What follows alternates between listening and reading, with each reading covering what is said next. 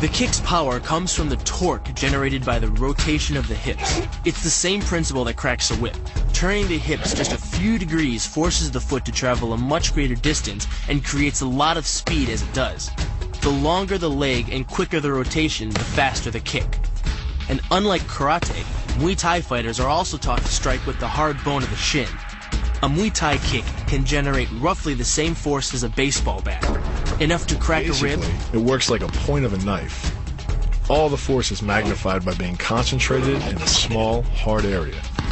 Even if the elbow doesn't deliver a knockout, it will almost always leave a nasty cut, and often getting in close neutralizes the opponent's weapon advantage. Then, in the clinch, we bring the power of the knee to bear. Unlike the kick, which relies on rotation to create power, the knee gets its power from leverage. Pulling our opponent down as we drive the knee up can deliver up to 2.5 tons of force, enough to lift a car. It's not the arms, but the legs that drive this. Like a piston, the explosive power of the legs is capable of generating hundreds of pounds of force, all to a very vulnerable area, the soft underside of the opponent's jaw. Like the Hanuman move, the flying knee relies on the explosive power of the legs.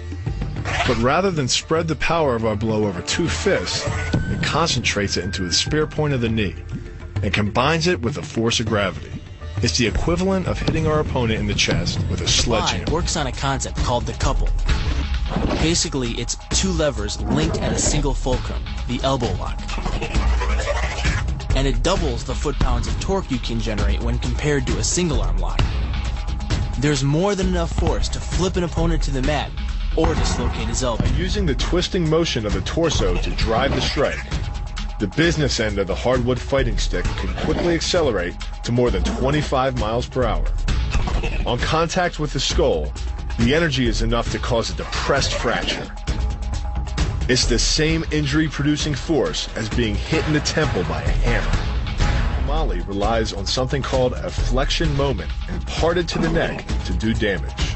An average man's neck can withstand about a 140 foot-pound flexion moment.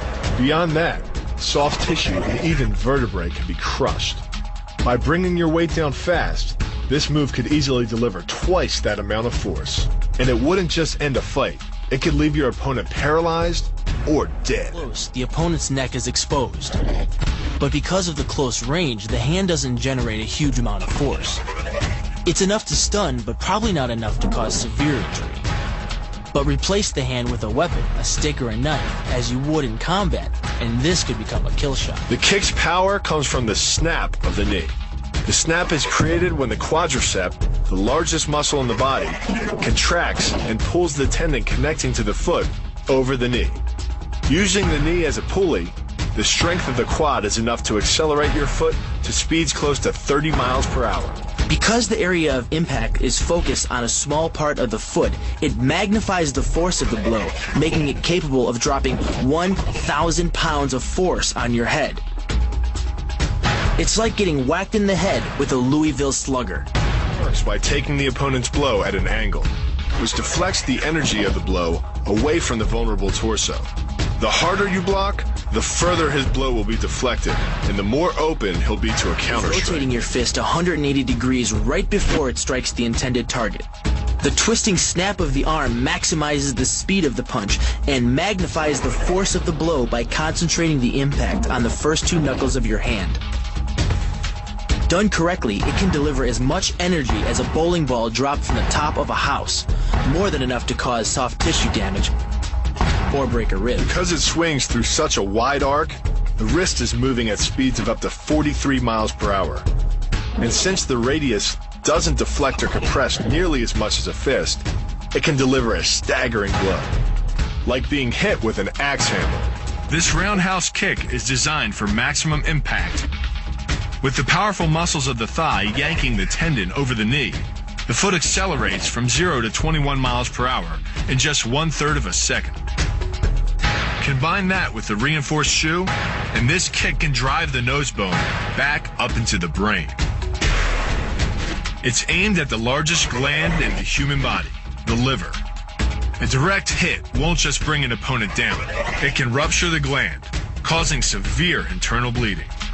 But the liver is well protected by the rib cage. so the kick must be accurate to within half an inch. In this move, the forward propulsion of the hips, combined with the piston motion of the lower leg, can send well over 700 pounds of force directly through the rigid bone of the heel. This impact won't just knock an opponent down. The force is enough to permanently damage his kneecap, leading with the near arm. The first jab travels the shortest distance to the opponent, so what it lacks in force, it makes up for in speed. The second punch, utilizing both the twist of the shoulders and the forward momentum of the kick, can carry over 4 times as much impact. And just a few hundred pounds of force to the temple is enough to cause a knockout. This move uses the same principle as a throw in judo, off-balancing your opponent and then using his momentum to send him down. But it's much more aggressive. The sweep here is actually a strike to one of the most sensitive areas of the body, the Achilles tendon. The Achilles tendon. The throw works just like a crowbar, where your leg is the lever and your hip is the fulcrum. The trick is positioning your body in just the right place. If you're just an inch off the placement of your thigh and hip, the amount of energy needed to throw an opponent can more than double. But performed correctly, Uchimata requires almost no energy, yet it can deliver up to 5,000 pounds of force. If it weren't for the mat, a throw like Uchimata would be enough to cause serious injury or even paralysis. You use the strength of your legs to maintain your dominant position while you secure the choke. Just a few pounds of pressure on the collar of his gi is enough to reduce the blood flow to the brain to a trickle and end the match. Hold this move for 10 seconds and the fighter will black out. Hold it just a bit longer and he's dead. By bending the elbow across the fulcrum of your hips, you're subjecting the weak joint to the leverage of 2 strong forces: the pull of your thighs on his shoulder and your hands on his wrists. As little as 1,000 pounds of force can be enough to destroy the elbow. The leverage of the armbar can supply much more than that. The sacrifice throw is a simple lesson in conservation of energy. The stronger the opponent attacks, the further he gets thrown. It works like a catapult, where your opponent's momentum supplies the counterweight. The faster he's going, the further he's going to fly, and the harder he's going to land. That land with the side, ball, or top of the foot. The gastrizin uses the heel to deliver the blow. This alignment of the heel, ankle, lower leg complex channels some 2,000 pounds of force into the opponent. More than enough to break a baseball bat.